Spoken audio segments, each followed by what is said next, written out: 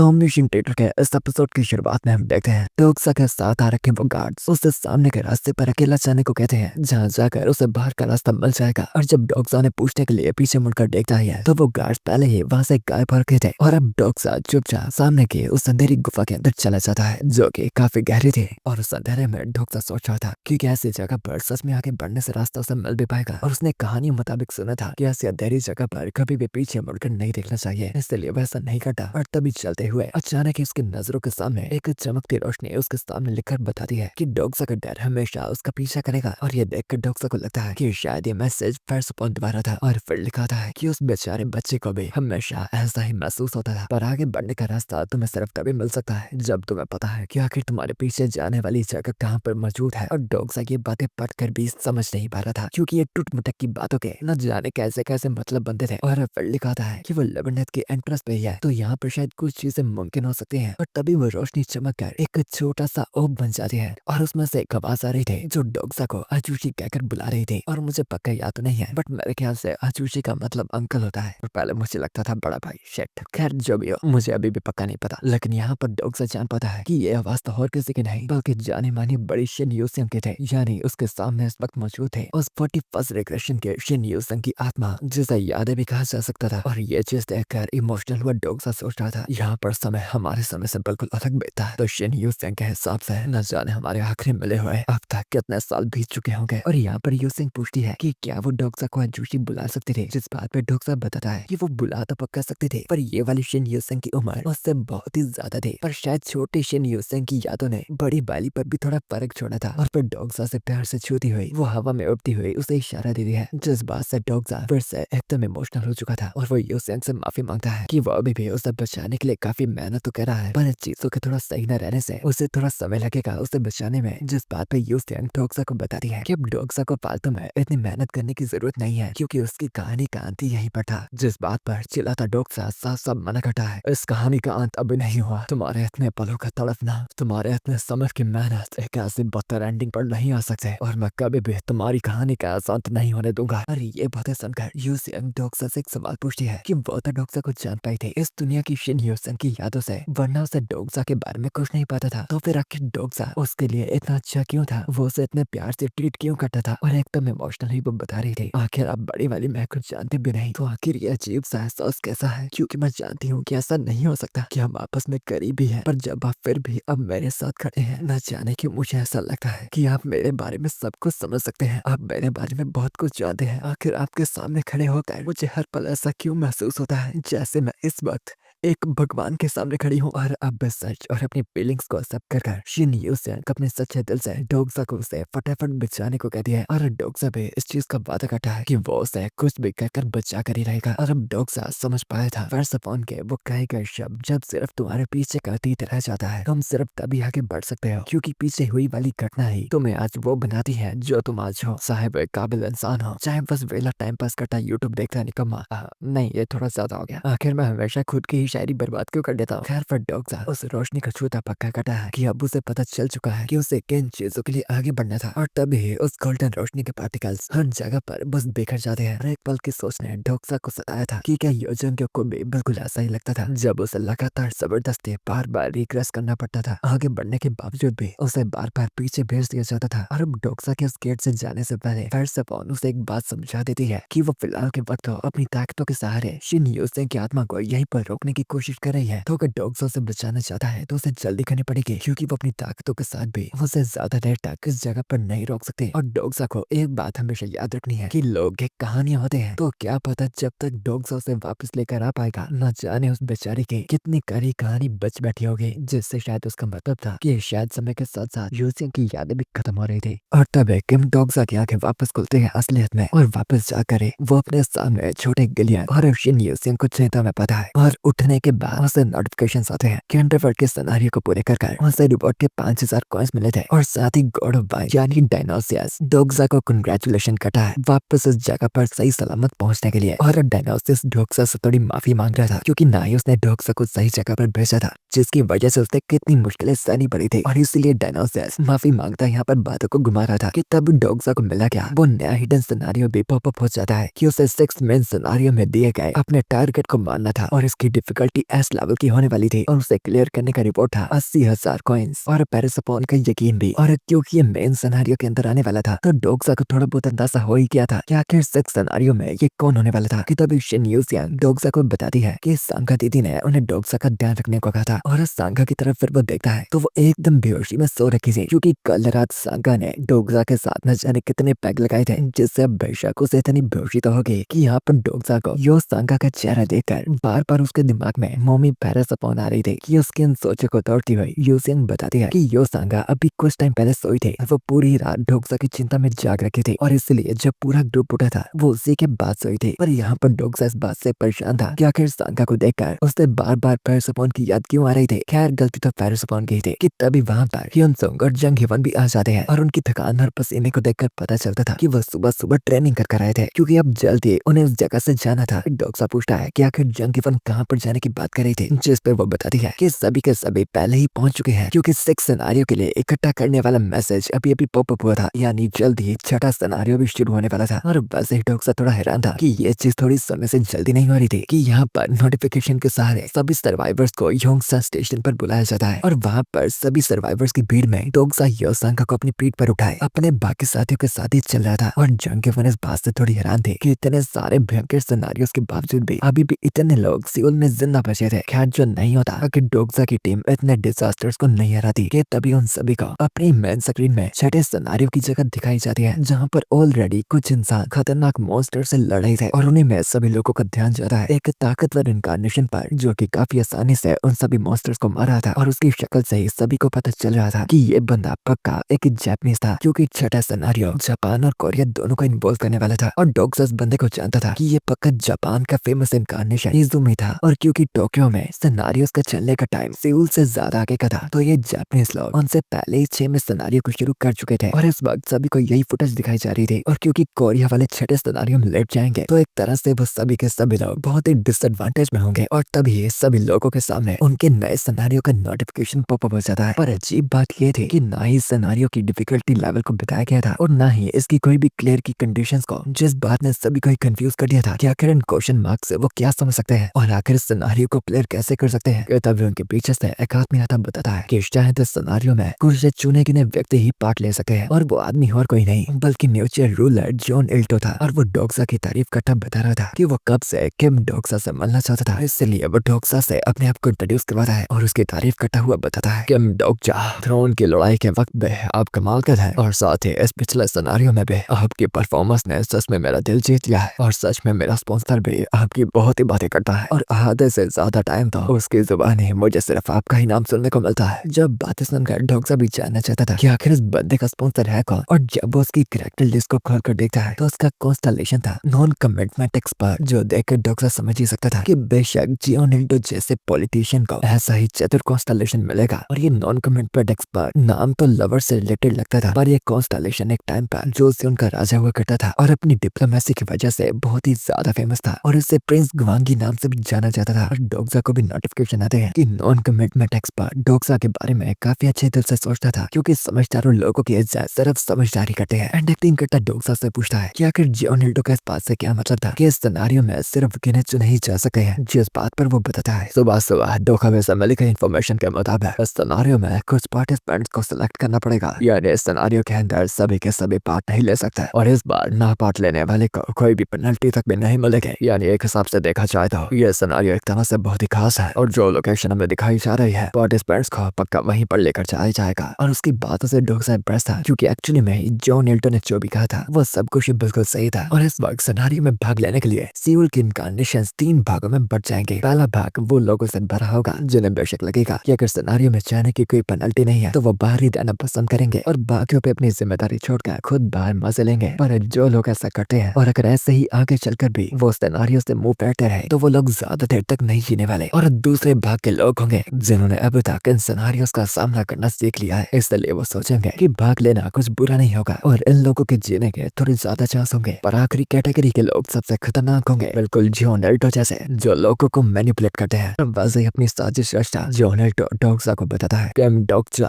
सच कहूं तो आज मैं यहाँ पर खासकर तुमसे मिलने आया हूँ, जिस बात का मतलब डोक्सा नहीं समझता कि अपनी बातों से सभी लोगों का ध्यान अपनी तरफ खींचता। जॉन इल्टो जोर से बताता है डोक्सा अच्छा, जैसा कि तुम जानते हो ये एक किंगलेस वर्ल्ड, और तुम्हें क्यों लगता है कि ऐसा है? हमारे जैसे रूलर्स को तुमने इस दुनिया को घटिया बनाकर ऐसे ही छोड़ दिया, और इसलिए तो मैं कब से तुम्हारा इतने पलों से इंतजार कर रहा था ताकि तुम आकर मेरी बातों को अच्छे से समझ पाओ। और अब फिर टाइम बाद हम देखते हैं जोनेल्डो डॉक्सा की टीम को अपने साथ अंदर कहीं लेकर जा रहा था, और एक बनाई गई टेंट जैसी जगह के सामने आकर वहाँ पर खड़े किए गए गार्ड्स बताते हैं कि इस रास्ते से आगे सिर्फ रूलर्स का ही जाना अलग था, और इसलिए उस टेंट के अंदर डॉक्सा जोनेल्डो के साथ अपनी टीम को बाहरी छोड़कर जाने लगता है। और पीछे से जंगीवन बताती है कि अगर कुछ भी बुरा होगा तो डॉक्सा को अंदर से बस जोर जोर से चीखें मारनी है और वो मदद के लिए अंदर आ जाएंगे। पर डॉक्सा के अंदर कदम रखते ही नोटिफिकेशन आता है कि यहाँ पर साउंड वेव ब्लॉकेज लगा रखा था, यानी जिससे यहाँ की आवाजें बाहर को नहीं जाएंगी। और अंदर वहाँ पर एक बंदा रास्ता वो सभी को बता रहा था कि कोरिया सच में काफी पीछे रह रहा है, तो आखिर यहाँ पर मौजूद लोग उन लोगों को हैंडल कैसे कर सकते हैं जो पहले से उनसे आगे हैं। पर अगर वहाँ पर उनका ग्रुप जाएगा तो चीजें थोड़ी बदल सकती हैं। कि तभी जोनेल्डो बीच में टोकता बताता है कि वो अपने साथ फाइनल रूलर को ले आया है, और डॉक्सा वहाँ पर एक अनजान आदमी को मौजूद देखता है, पर वहाँ पीछे बैठे गए रूलर्स को वो अच्छी तरह से जानता था, जो हम सभी के सभी बस उसी के चेहरे की तरफ देख रहे थे। रूलर ऑफ ब्यूटी मन जेवा, द मेट्रिया रूलर चा सांक्योंग, न्यूचे रूलर जोनेल्डो और वॉन्डरर्स की रूलर, और आखिरी में जो वहाँ पर एक बंदा मौजूद था वो कोई रूलर वगैरह नहीं था, और वो मोटा डॉक्सा से उसकी पहचान पूछता है कि डॉक्सा भी अपने आप को इंट्रोड्यूस करता था, सोच रहा था कि उसे इस बंदे के बारे में तो बिल्कुल भी याद नहीं। और फिर वो बंदा अपने आप को इंट्रोड्यूस करता बताता है कि वो यो ह्योनो था, ये ओइडो आइलैंड का प्रेसिडेंट, पर योडियो का प्रेसिडेंट तो डॉक्सा के मुताबिक तो अभी तक मर जाना चाहिए था, पर हैरानी की बात है कि अभी तक जिंदा था। और मेंजीवन बताते हैं कि ह्योना कोई रूलर वगैरह तो नहीं था, पर यहाँ पर क्योंकि उनका भी एक खुद का ग्रुप था तो इसलिए उन्होंने यहाँ पर आने का सोचा था। जिस बात पे गुस्से में ह्योना बताता है कि आखिर ये रूलर बुलर क्या बकवास है, क्योंकि ये कोई पुराना जमाना नहीं चल रहा था, और उसके मानने से चाहे इतना कुछ बदल गया था पर वो रह तो अभी भी सरकारी जगह पर रहे थे जहाँ पर कानून अभी भी सरकार के हाथों में था, इसलिए उसका यहाँ पर होने का हक बनता था। और डॉक्सा उसके एट्रीब्यूट देखता है जो कि सच में पॉलिटिशियन और मैनिपुलेशन से जुड़े हुए थे, और काफी सारे हिस्ट्री को रिलेटेड कॉन्स्टलेशन ह्योना की बातों से एकदम गुस्सा हो रहे थे, क्योंकि वो जानते थे पॉलिटिशियंस अंदर अंतर तक से हरामी होते हैं। और फिर मेलजीवन इंट्रोड्यूस करवाती है वॉन्डरर्स की रूलर सुक्योंग ली को, जो कि सेम ही वजह से यहाँ पर आए थे, और यहाँ पर जीवन तो उनका इंट्रोडक्शन करवा रही थी। पर डॉक्सा और उसकी नजरें आपस में ऐसे मिल रहे थे जैसे उनका आपस में बहुत ही पुराना रिश्ता हो, और वो एक दूसरे को बहुत ही करीबी जानते हो। और फिर डॉक्सा उससे मुंह फेर कर बैठ कर साफ साफ पूछता है कि उसे फालतू बातों से कोई मतलब नहीं था, तो क्या फिर वो चुपचाप बता सकते थे कि आखिर उसे यहाँ पर क्यों बुलाया गया है। जिस बात पर जोनेल्डो बताता है कि यहाँ पर एक मीटिंग रखी जा रही है ताकि वो चुन पाए कि आखिर कौन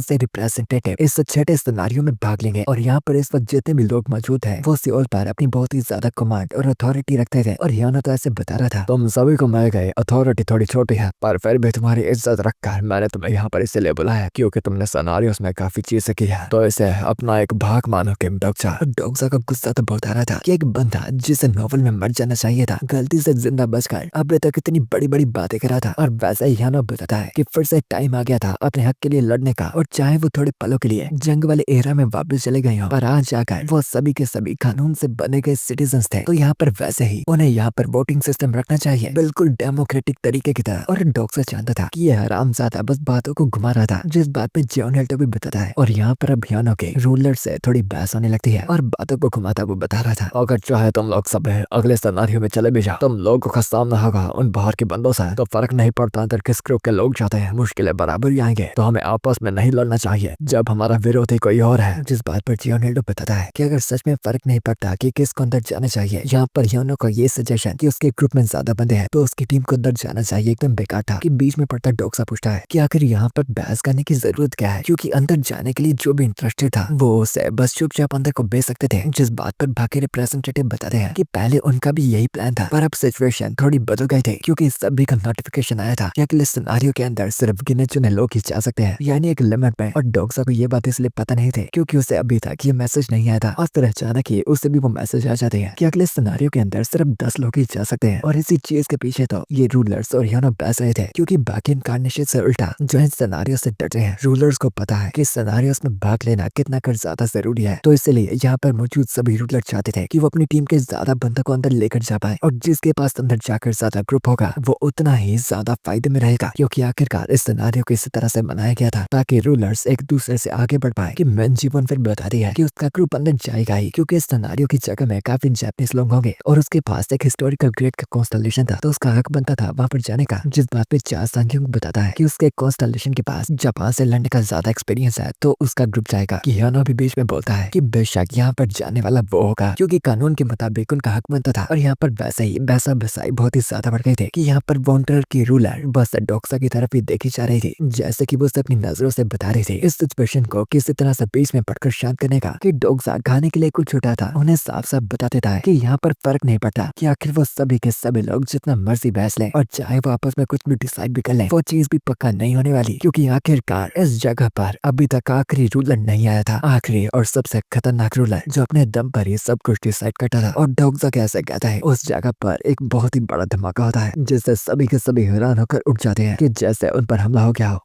और उस धमाके की वजह से हियानो एकदम ही जमीन पर गिर गया था कि तभी वहाँ पर आया गया योजोंग, उसकी पीठ पर पैर रखा वहाँ पर खड़ा होता है और सभी के सभी हैरान होते चिल्लाते हैं कि सुप्रीम रूलर यहाँ पर क्या कर रहे हैं। कि तभी फिर योजोंग आराम से बैठे डोक्सा की तरफ गुस्से में देखता बताता है कि अब वो यहाँ पर अनाउंसमेंट करेगा उन लोगों के नामों की जो अगले सिनेरियो में भाग लेंगे, और अगर यहाँ पर मौजूद किसी को भी यहाँ पर उसकी बात से तकलीफ थी तो वह बीच में बोल सकता था। और बेशक रूलर में से बीच में कोई नहीं बोलता सिवाय सिचुएशन से अनजान हियानो के, जो बार बार चिल्लाता योजोंग को उसके ऊपर से अपना पैर उठाने को कह रहा था। कि गुस्से में योजोंग अपने कदमों को उसके ऊपर और भी जोर से दबाने लगा है, जिससे तड़पता हुआ हियानो बार बार अपने गार्ड्स के लिए चिल्लाता रहा था। पर बेशक योजोंग ने उन्हें पहले ही पेल डाला था और अब थोड़े पल में उसे पूरी तरह से बेहोश करने के बाद योजोंग आगे आकर बताता है कि अगर किसी को भी इस बात से कोई तकलीफ नहीं थी तो वो जाने वाले लोगों की लिस्ट को अनाउंस करने वाला था। और यहाँ पर मेन जेवॉन अपनी तीखी नजरों से डोक्सा की तरफ इशारा करती देख रही थी और उससे पूछना चाह रही थी कि आखिर वैसी टाइट सिचुएशन में एकदम शांत कैसे था, क्योंकि अगर ऐसे ही चलता रहा तो योजोंग सिर्फ अपने ही बंदों को अंदर लेकर जाएगा। कि अपने मन में खुश हुआ डोक्सा सोच रहा था तुम रूलर्स के लिए तो बुरा हुआ, पर मैं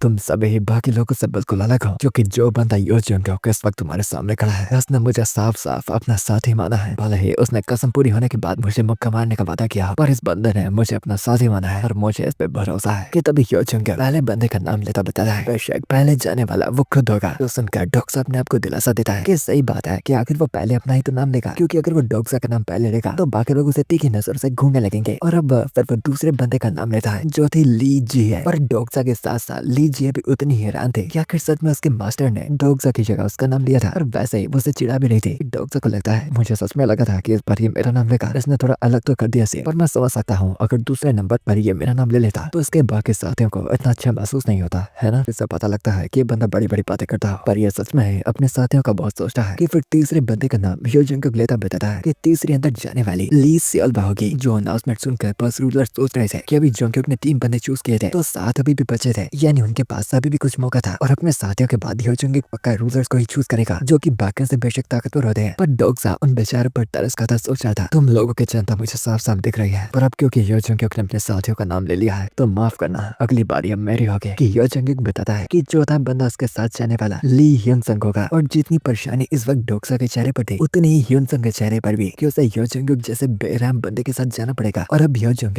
5 माह जंगकिफुन का नाम लेता है और साथ ही 6 माह छोटे गिलियंग का। और 7 में नंबर पर नाम लेने के लिए उसकी नजरें शिन ह्यूसेंग पर भी पड़ी थी, पर वो देख पाता है कि छोटी शिन ह्यूसेंग को उससे बहुत ही ज्यादा डर लगता था। जो बात को नोटिस कर गिलियंग उसकी रक्षा में उसके आगे खड़ा हो जाता है। और अब योजोंग अगला नाम लेने के लिए फाइनली डोक्सा की तरफ देखता है। और अब डोक्सा भी एकदम खुशी में सोच रहा था हरामखोर मेन कैरेक्टर, तुमने मेरा नाम पहले इसलिए नहीं लिया क्योंकि तुम मेरा नाम अंत में बोलना चाहते थे कि वो सबसे खास लगे, है ना। सच में प्रोटैगनिस्ट को पता है कि कैसे कहानी में सस्पेंस बनाते हैं। तो चलो अब देरी किस बात की है कि डोक्सा की तरफ देखकर योजोंग का चेहरा इस वक्त एकदम गुस्से और चिड़पन में था, जैसे से डोक्सा पर किसी बात का बहुत ही ज्यादा गुस्सा था। इसलिए वो वापस मुंह फेर कर ये बताकर जाने लगता है कि अब ये बात की चॉइसेस वो सभी लोग आपस में खुद डिसाइड कर सकते थे। और इस मेले के धोखे से डोक्सा के दिल में जोर का दर्द निकलने लगता है और वो मन ही मन उसे चिल्लाकर पूछना चाहता था एक मिनट बाप सा हरामखोर योजोंग, सच में मेरे बारे में क्या, मेरा नाम क्यों नहीं लिया। कि उसके जख्म पर नमक छींटे जंगकिफुन उससे पूछती है कि उसे तो लगा था कि योजोंग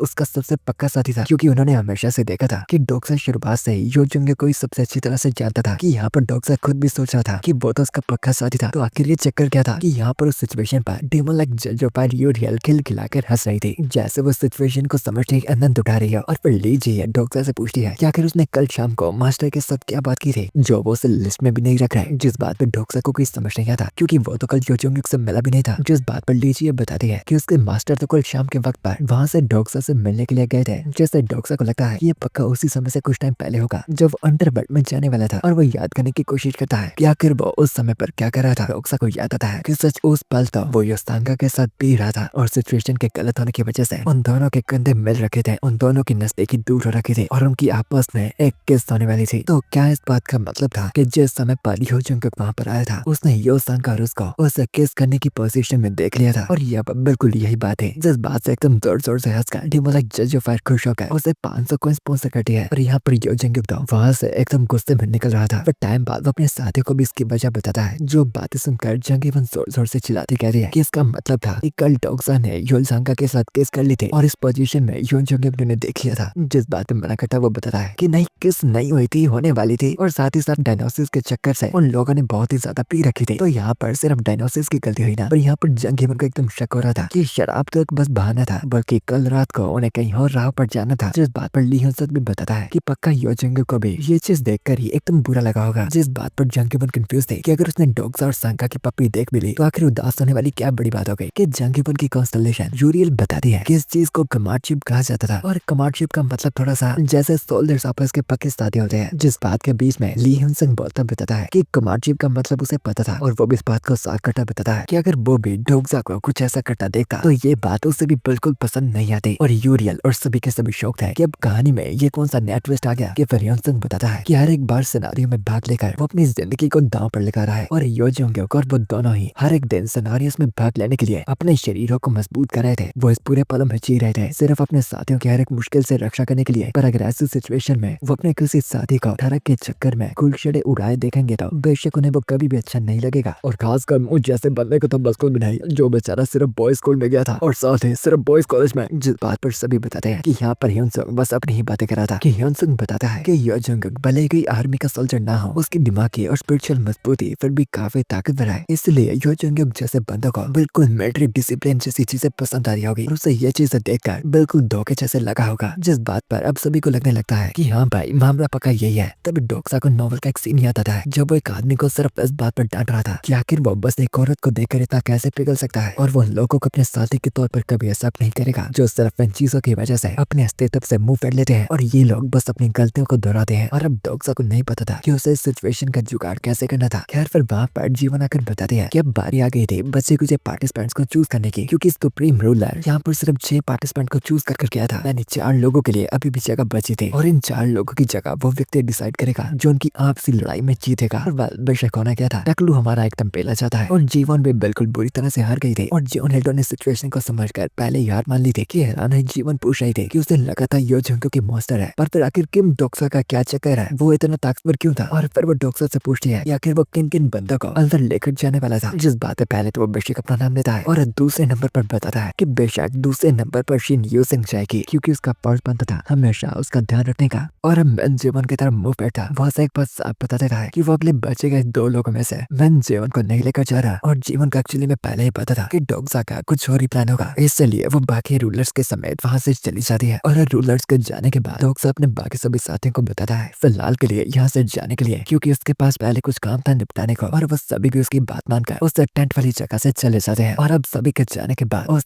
जगह पर सिर्फ 2 ही लोग मौजूद है, किम डोक्सा और वॉन्टर्स के रूलर सुक्योंग। और सुक्योंग डोक्सा को बताती है लगता है कि तुमने काफी अच्छे दोस्त बना लिए हैं। इस बात से एकदम चिढ़ गए डोक्सा को उसके पास के ट्रॉमास उठ रहे थे, वो याद है जिन्हें वो याद नहीं करना चाहता था। अपने आप ही उसके मन से छेड़ा-छेड़ी कर रही थी और फाइनली वो भी उसकी बात का जवाब देता कहता है सच में मिले है काफी टाइम हो गया मदर। यानी वॉन्टर्स की रूलर सुक्योंग और कोई नहीं बल्कि डोक्सा की माँ थी। जिस बात का अंदाजा शायद कुछ लोगों को लग गया होगा। तभी वो पहली बार अपना मास्क उठाकर डोक्सा से बात करती बताती है कि उन्हें आखिरी बार मिले इतना टाइम भी नहीं बीता, क्योंकि आखिर वो कुछ टाइम पहले भी तो मिले थे जब सुक्योंग ने डोक्सा को एक काम दिया था। और डोक्सा उसके चेहरे की तरफ देखकर सच में सोच रहा था कि उसकी माँ अभी तक बिल्कुल भी नहीं बदली और एक ऐसा मास्क लगाकर घूमती थी जिससे हर एक व्यक्ति को देखकर यही लगेगा कि ये अपने 30s में है। और जब वो छोटा भी होता था ज्यादातर लोगों को यही लगता था कि वो डोक्सा की बड़ी बहन है। और यहाँ पर पहले डोक्सा का प्लान अपनी माँ को पूरा इग्नोर करने का था, पर आगे आ रहे सिनेरियो की वजह से उसके पास कोई और चॉइस नहीं थी सिवाय उसकी मदद मांगने के अलावा। और फिर वो सुक्योंग से पूछता है कि आखिर उसे कितना टाइम हुआ था जेल से आजाद हुए, जिस पे वो बताती है सिर्फ कुछ एक टाइम पहले। कि डोक्सा पूछता है कि आखिर वो सियोल में क्या कर रही थी, जिस बात पर वो बताती है कि वो किसी जान पहचान वाले व्यक्ति से मिलने आई थी और उसी के चलते हम वो सियोल के अंदर चल रहे सिनेरियोस में गए थे, क्योंकि क्योंकि हर एक स्टेट पे अलग अलग टाइम के हिसाब से सिनेरियोस को आगे बढ़ाया जा रहा था कि डोक्सा पूछता है कि आखिर आजाद होने के बावजूद भी उसने अपने जेल के कपड़े क्यों डाल रखे थे, जिस पर सुकियोंग का मानना था अपने कर्मों का भुगतान करने के लिए। जिस बात को डोक्सा बिल्कुल नहीं मानता कि उस जैसी औरत ऐसा करना बिल्कुल सोचती तक भी नहीं होगी। जिस बात पर सुकियोंग का मानना था कि हर एक इंसान के पास कोई ना कोई चीज होती है जिसका वो कैदी बन जाता है, चाहे वो फिजिकली हो या फिर मेंटली। कि फिर वो डोक्सा से पूछती है कि क्या डोक्सा उसे कम से कम एक शुक्रिया नहीं करेगा, क्योंकि अगर पिछले टाइम पर वो उसकी मदद नहीं करती तो इस वक्त वो बहुत ही ज्यादा मुश्किल में होता। जो बात बिल्कुल सच्ची हुई थी, क्योंकि सुकियोंग अपनी फोर्स को लेकर उस नॉर्थ के डिजास्टर को हराया था। और भले ही वो डिजास्टर बाकी डिजास्टर से कमजोर था, पर था तो वो एक डिजास्टर ही। और फिर वो उससे पूछती है कि आखिर डोक्सा उससे फिर से मिलकर खुश क्यों नहीं लग रहा। जिस पर डोक्सा पूछता है कि क्या वो सच में चाहती है कि वो खुश हो। जिस बात पर वो हाँ तो करती है, पर लाइट डिटेक्शन से चेक करने के बाद उसे पता चलता है कि वो झूठ बोल रही थी। जिस चीज से वो अपने आप को बेवकूफ मानता है कि पहले से एक झूठ को पहचान कर भी वो उसे उम्मीद रखकर चेक कर रहा था, जबकि वो झूठ अंततः झूठ ही था। कि फिर डोक्सा उसकी तारीफ करता है कि ये सच में कमाल की बात है कि वो इतने सिनेरियोस तक भी अभी तक जी पाई थी। जिस बात पर वो बताते हैं कि ये सब कुछ उस कहानी की बदौलत था जो डोक्सा ने उसे सुनाई थी। तुम सच में एक लौते इंसान हो गए जो अपनी माँ से मिलने जेल में आता था और सिर्फ बातें करके जाता था उस नॉवल के बारे में जो तुम पढ़ रहे थे। जिस बात का अपने पास को याद करता किम डोक्सा बताता है कि ऐसा इसलिए था क्योंकि उसके पास उसके साथ बात करने की और कोई भी मजा नहीं थी, ना ही कोई चीजें थी जिसके बारे में वो उसे बता सकता था, ना ही उसकी बदतर जिंदगी में उस पल को छोड़ा था। और उस बदतर से जिंदगी में सिर्फ के सिर्फ उस नॉवल के अलावा उसकी जिंदगी को सपोर्ट करने के लिए सिर्फ वही थे जिसके सहारे वो जिया था।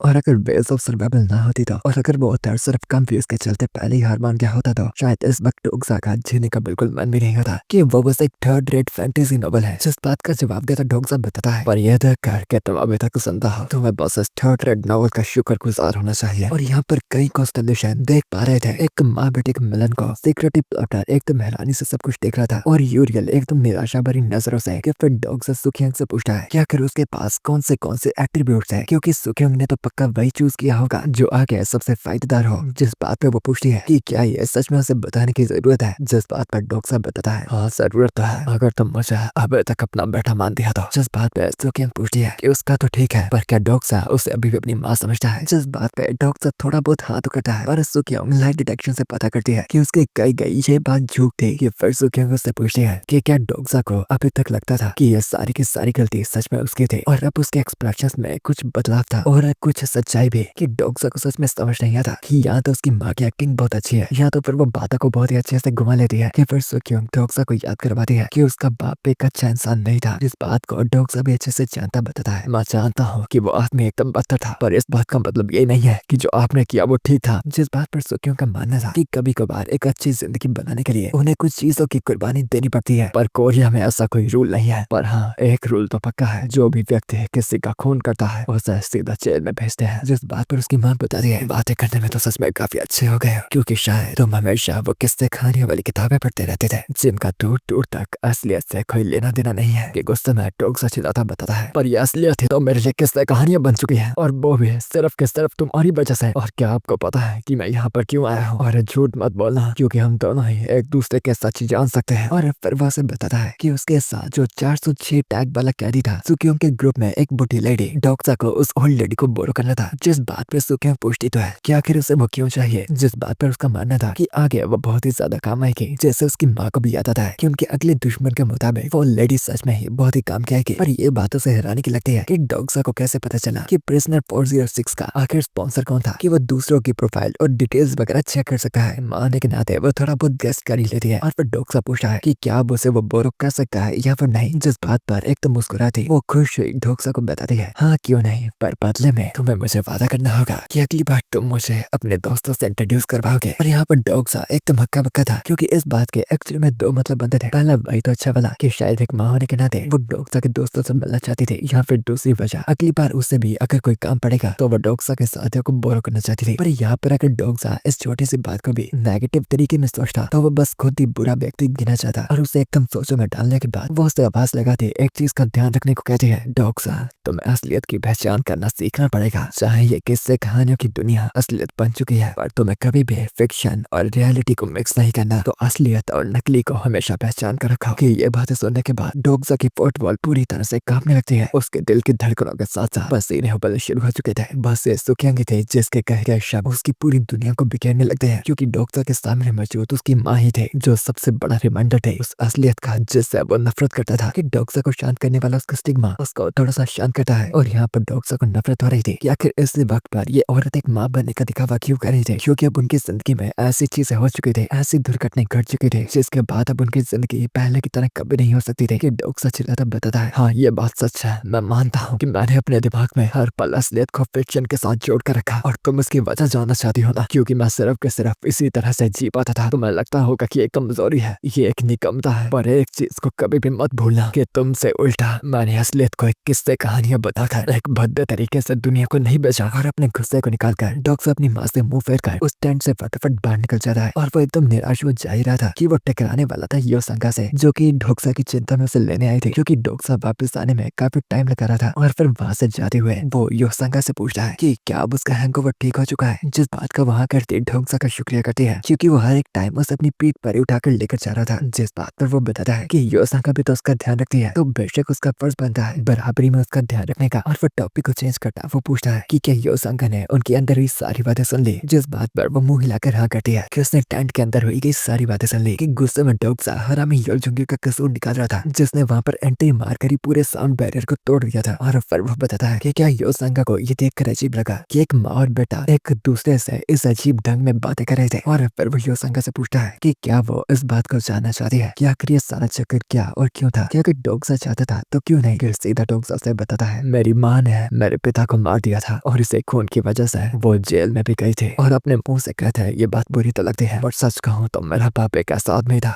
जो सच में मरने के लायक था। वो मारपीट करता था, नशा जुआ उधार ऐसा कोई बुरा काम नहीं था जो वो नहीं करता था। मेरी माँ को रोज के रोज मार पड़ती थी, वो उन्हें लगातार पीटता रहता था, और उस दिन उसने मुझ पर भी हाथ डाला था। और फिर मेरी माँ ने एक फैसला लिया कि इस चीज को अंत करने का समय आ चुका है, और वैसे ही उन्होंने वो चाकू उठा, वो कदम उठाया और उस आदमी को उसके कर्मों की सजा दी। और तुम्हें ये बात भी अजीब लगती होगी कि भले ही जो चीज मेरी माँ ने की गलत थी, पर एक हिसाब से उन्होंने अपनी रक्षा की, पर मेरी उनसे नफरत करने की वजह ये नहीं है, बल्कि कुछ एक अलग वजह है जिसका बाकियों के लिए कोई मतलब नहीं बनता होगा। जिस बात पर सांगा उसे थोड़ा कंसोल करने की कोशिश करती है कि डोगजा फिर बताता है, सच कहूं मेरे पास सारी वजह है कि मुझे उसे माफ कर देना चाहिए जब तक एक बात नहीं आती। यो सांगा, क्या तुमने memories of the underground killer की किताब के बारे में सुना है? जिस बात से सांगा को फाइनली लगता है कि शायद वो बात का टॉपिक चेंज करेगा, इसलिए मूड को लाइट करती वो खुशी से बताती है कि उसने इस किताब के बारे में सुनता रखा है, और एक टाइम पे सुनने में था कि जिस दिन वो किताब रिलीज हुई थी वो किताब बेस्ट सेलर थी। कि डोगजा से बताता है कि उस किताब में एक औरत के बारे में लिखा गया है जिसके ऊपर अत्याचार होता था, और फिर उसे अपने हस्बैंड को मारकर जेल में जाना पड़ा था। और इस किताब के रिलीज वाले दिन इसके ऊपर बहुत सी बातें चली थी और बहुत सी बातें उठी थी, और बेचारी योसांगा को वो ये बात साफ करता है कि हाँ, इस किताब को लिखने वाला और कोई नहीं बल्कि उसकी माँ थी। और दन ये एपिसोड यहीं पर खत्म होता है, और कहानी सच में काफी इंटरेस्टिंग हो रही है। और अगर आप चाहते हैं कि मैं इसका अगला एपिसोड जल्दी बना, तो बेशक आपको एक और गोल पूरा करना होगा, जो है पूरे 250 कमेंट्स। और ये होते ही मैं इसके अगले एपिसोड पर काम चालू कर दूंगा, और कमेंट्स में आप ये बातें डिस्कस कर सकते हैं कि आखिर आज के एपिसोड के बारे में आपके क्या ख्याल है, और आखिर आपको डोगजा का पास कैसे लगा। क्या आपको लगता है कि डोगजा की माँ ने जो भी किया वो सही था या फिर गलत? अपने अपने फैसले को कमेंट में लिख देना, और जिस चीज पर ज्यादा वोट्स आएंगे 24 घंटे बाद उस फैसले को मैं पिन कमेंट में लिख दूंगा। सो एनीवेज गाइस, मिलते हैं अगली बार अगली वीडियो के साथ। So for now bye, good bye, sayonara, जना।